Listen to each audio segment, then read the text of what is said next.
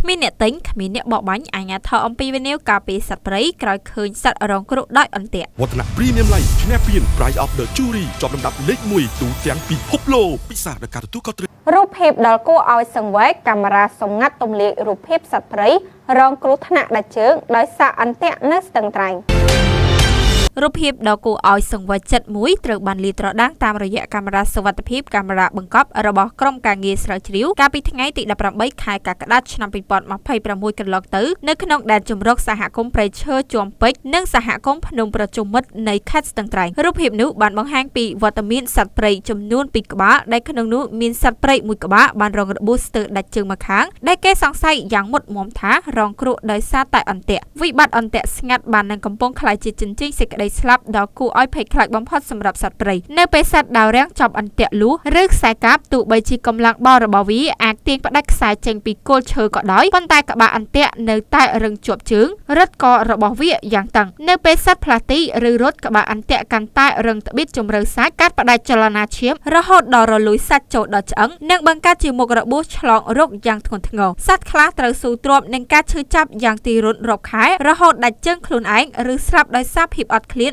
ឬឆ្លងមេរោគមុនពេលមានអ្នកជួយសង្គ្រោះទាន់នេះសង្កាត់រដ្ឋបាលព្រៃឈើស្ទឹងត្រែងលោកហ៊ុនសំអឿនបានមានប្រសាសន៍សម្ដែងការព្រួយបារម្ភយ៉ាងខ្លាំងថាបច្ចុប្បន្ននេះសត្វព្រៃកំពុងរងគ្រោះថ្នាក់យ៉ាងខ្លាំងដោយសារអន្ទាក់កន្លងមកយើងបានដោះអន្ទាក់ជាច្រើននៅក្នុងព្រៃរួមទាំងកាំភ្លើងកែច្នៃផងដែរដែលកាលពីពេលថ្មីៗនេះនៅពេលចុះត្បាតយើងបានប្រទះឃើញកាំភ្លើងកែច្នៃសម្រាប់បាញ់សត្វចំនួន3ដើមត្រូវគេលាក់ទុកនៅក្នុងព្រៃលោកនាយសង្កាត់បានបន្តអំពីវិនិយោគដល់សាធារណជនថាក្នុងនាមខ្ញុំជាជំនាញរដ្ឋបាលព្រៃឈើសូមអំពីវិនិយោគដល់សាធារណជនទាំងអស់ឲ្យចូលរួមថែរក្សានិងការពារធនធានព្រៃឈើជាពិសេសសត្វព្រៃនៅក្នុងព្រៃសហគមន៍របស់យើងទាំងអស់គ្នាព្រោះសត្វព្រៃទាំងនេះងាយរងគ្រោះនិងជិតផុតពូជទៅហើយនៅក្នុងខេត្តយើងការការពារនិងអភិរក្សសត្វព្រៃបានល្អមិនត្រឹមតែថែរក្សាប្រព័ន្ធអេកូឡូស៊ីប៉ុណ្ណោះទេប៉ុន្តែថែមទាំងផ្ដល់អត្ថប្រយោជន៍ច្រើនតាមរយៈការទាក់ទាញភ្ញៀវទេសចរជាតិនិងអន្តរជាតិឲ្យមកទស្សនាកម្សាន្តផងដែរយោងតាមប្រភពពីក្រុមការងារអភិរក្សបានឲ្យដឹងថាសហគមន៍នៅក្នុងខេត្តស្ទឹងត្រែងដែលមានសក្តានុពល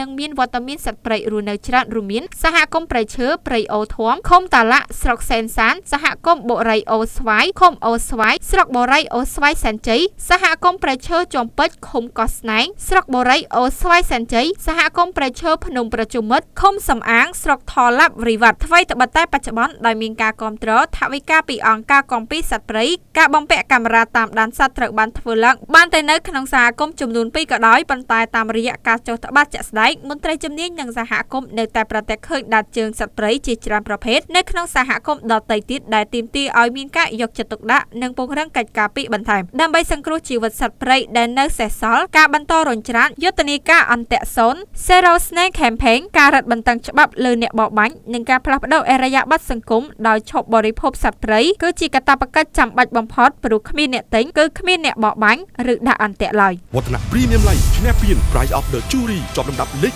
1ទូទាំងពិភពលោកពិសាដោយការទទួលខុសត្រូវ